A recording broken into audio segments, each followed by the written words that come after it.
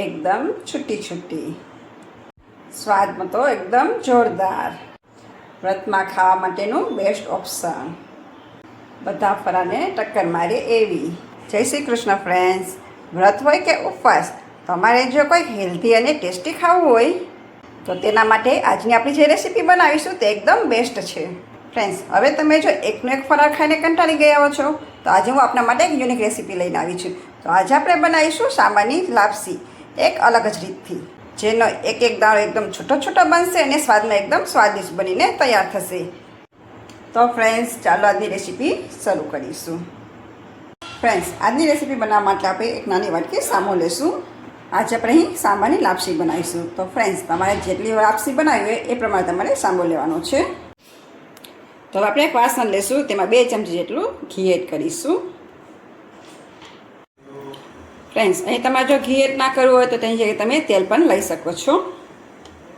ઘી આપણો ગરમ થાય એટલે તેમાં કાજુ અને બદામની સ્લાઇસ એડ કરી દઈશું. અહીં મેં તેને વચ્ચેથી 2 ફાડા કરી લીધા છે. તમારે જો આખા કાજુ અને બદામ લેવા હોય તો પણ તમે લઈ શકો છો. તેને થોડીક વાર માટે આપણે સાતરી લઈશું. તો ફ્રેન્ડ્સ, તમે જોશો કે કાજુ અને બદામ આપણા સરસ એવા ક્રિસ્પી થઈ ગયા છે.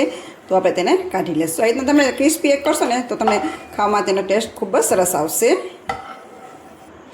તો આપણે એ જ પેનમાં જે આપણે સાંબો લીધો હતો તે એડ કરી દઈશું. તેને સરસ એવો શેકી લઈશું.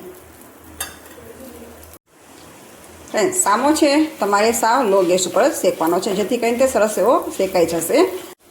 ફ્રેન્ડ્સ, તમે અત્યાર સુધી સાંબાની ખીચડી, સાંબાનો પુલાવ કે સાંબાના ભાત કરીને ખાતા હશે, પણ ક્યારેય આવી રીતના જો જેમ વેરાયટી બનાવું છું ને એ તમે નહીં ખાધી હોય. કેમ કે આજે આપણે બનાવીશું સાંબારની લાપસી. તમે સાંબાની ખીર તો ખાતા જ હશો, પણ આ રીતના કંઈક યુનિક બનીને તૈયાર થશે ને ફ્રેન્ડ્સ, તો આપણે એકને એક જે ફરાળ બનાવીને ખાતા હોઈએ છીએ ને તો તેનાથી આપણે બોર થઈ ગયા હોય છે. તો એ કંઈક નવીન ટ્રાય કર્યા જેવું છે. તમે જો રીતના કંઈક નવીન ટ્રાય કરશો ને તો ઘરના બધાને જરૂરથી ભાવશે. તો અહીંયા આપણા સાંબારનો કલર ચેન્જ થાય ત્યાં સુધી આપણે તેને શેકી લઈશું.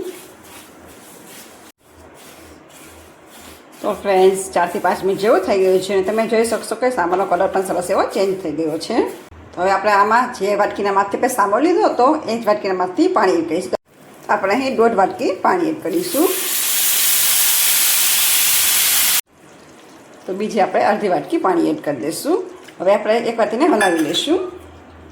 પછી આપણે તેને ઢાંકીને સાવ લો ગેસ ઉપર 3 થી 4 મિનિટ માટે પહેલાં રહેવા દઈશું. પછી આપણે તેને ચેક કરી લઈશું. તો આપણે તેને હવે ઢાંકી દઈશું. તો હવે 2 મિનિટ જેવું થઈ ગયું છે, તો આપણે ચેક કરી લઈશું. તો આને આપણે એકવાર હલાવી લઈશું. તમે જોઈ શકશો કે આ આપણો સામો છે તે સરસ એવો ચડવા લાગ્યો છે. ફ્રેન્ડ્સ, અહીં તમારે વધુ પાણી એડ નથી કરવાનું, એ વાતનું તમારે ખાસ ધ્યાન રાખવાનું છે. તો આ રીતના આપણે એકવાર હલાવી લઈએ. પછી આપણે તેમાં ખાંડ એડ કરીશું. તો અહીં 1/4 વાટકી આપણે ખાંડ લઈશું. અહીં તમે ગરજ તમે તમારા સ્વાદ અનુસાર વધુ ઓછી કરી શકો છો.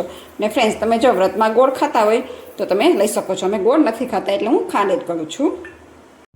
હવે આપણે હલાવીને સરસ એવી ખાંડને મિક્સ કરી દઈશું.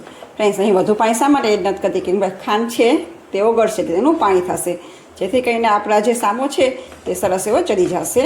એટલે આપણે અહીં વધુ પાણી એડ નથી કરવાનું. જો વધુ એડ કરશો ને તો સાંબો છે તમારો એકદમ પોચો થઈ જશે. અને આ રીતના આપણે જે લાપસી બનાવીશું ને તે છૂટી છૂટી નહીં બને. તો ખાંડ આપણી સરસ એવી મિક્સ થઈ ગઈ છે. તો ફરી પાછા આપણે ઢાંકીને તેને 2 થી 3 મિનિટ માટે રહેવા દઈશું. આપણો સામો ચડે ત્યાં સુધી બીજી પ્રોસેસ કરીશું. તો આપણે એક ખાંડ લઈશું, તેમાં થોડાક એલચીના દાણા એડ કરી દઈશું અને સાથે થોડીક ખાંડ એડ કરી દઈશું. ફ્રેન્ડ્સ, અત્યારે ચોમાસું છે તો થોડુંક ભેજનું પ્રમાણ હોય છે, તો તમે જ્યારે પણ એલચી ખાંડશો તે સરસ એવી નહીં ખંડાય, પણ તમે થોડીક એવી ખાંડ એડ કરશો ને તે સરસ એવી ખંડાઈ જશે. તો આપણે તેને પહેલાં ખાંડી લઈશું.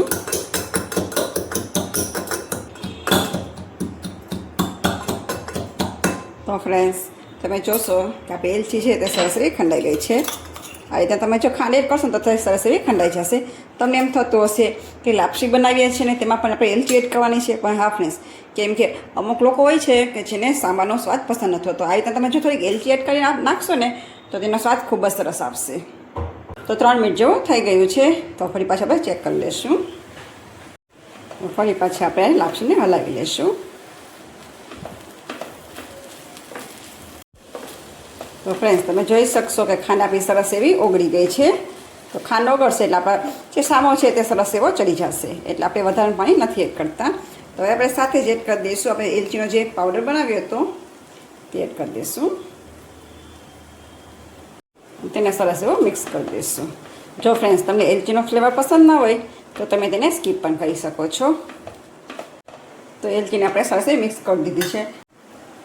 તો ફ્રેન્ડ્સ આપણે ઢાંકીને તેને 2 મિનિટ માટે રહેવા દઈશું, જેથી કરીને જે ખાંડનું પાણી છે વધારે તે શોષાઈ જાય. ફ્રેન્ડ્સ 2 મિનિટ જેવું થઈ ગયું છે તો આપણે ચેક કરી લઈશું. તો એકવાર આપણે હલાવી લઈશું. તો આપણી જે લાપસી છે તે સરસ બનીને તૈયાર થઈ ગઈ છે. તો આપણે જે ડ્રાયફ્રૂટ્સ તળીને રાખ્યા હતા તે એડ કરી દઈશું. હલાવીને આપણે મિક્સ કરી દઈશું. ફ્રેન્ડ્સ આ લાપસી છે તે ઝટપટ બનીને તૈયાર પણ થઈ જાય છે અને સ્વાદમાં તો જોરદાર બનશે. તો એકવાર તમે જરૂરથી ટ્રાય કરજો, ખૂબ જ મજા આવશે ખાવાની. ઘણી જગ્યાએ એવું થતું હોય છે કે આપણે અહીં સામો કહેતા હોય છે, તો ઘણી જગ્યાએ તેને મોરૈયો પણ કહેતા હોય છે. તમારા શહેરમાં કયા નામથી આને ઓળખાય છે તે મને કોમેન્ટ બોક્સમાં જરૂરથી જણાવજો. તો આપણી લાપસી બનીને તૈયાર છે. તો આપણે ગેસની ફ્લેમને બંધ કરી દઈશું અને ગરમા ગરમ સર્વ કરી લઈશું. તમારે આ લાપસી જો આવી રીતના ખાવી હોય તો એમને પણ તમે ખાઈ શકો છો, અથવા આપણે ઉપરથી થોડું ઘી એડ કરી દઈશું. આવી રીતે તમે જો ઉપરથી થોડુંક ઘી એડ કરશો ને ફ્રેન્ડ્સ તો તમને ખાવાની ખૂબ જ મજા આવશે. અને સાથે આપણે જે ડ્રાયફ્રૂટ્સ એડ કર્યા છે તેને આપણે થોડાક ફ્રાય કરી લીધા હતા, જેથી કરીને તમે જ્યારે પણ આ લાપસી ખાશો ને તો તમે તેનો ક્રન્ચી સ્વાદ આવશે. ફ્રેન્ડ્સ હવે તમે વ્રત ઉપવાસમાં કંઈક નવીન ટ્રાય કરવા માગતા હોય તો તમે એકવાર જરૂરથી ટ્રાય કરજો. આ લાપસી બનાવી પણ સહેલી છે ને ફટાફટ બનીને તો તૈયાર પણ થઈ જશે. તો હવે તમે સાંબાની ખીર ખાઈને કંટાળી ગયા હોય અને કંઈક તમે ગળ્યું ખાવાનું મન થતું હોય ને ફ્રેન્ડ્સ તો તમે એકવાર આ લાપસી જરૂરથી ટ્રાય કરજો. ફ્રેન્ડ્સ હવે જો તમારે વ્રતની અવનવી રેસીપી જોવી હોય તો તમે હેતસ કિચન સાથે જોડાયેલા રહેજો. તો ફ્રેન્ડ્સ ફરી પાછા મળીશું નવા સ્વાદ સાથે, નવા વિડીયો સાથે. ત્યાં સુધી આવજો.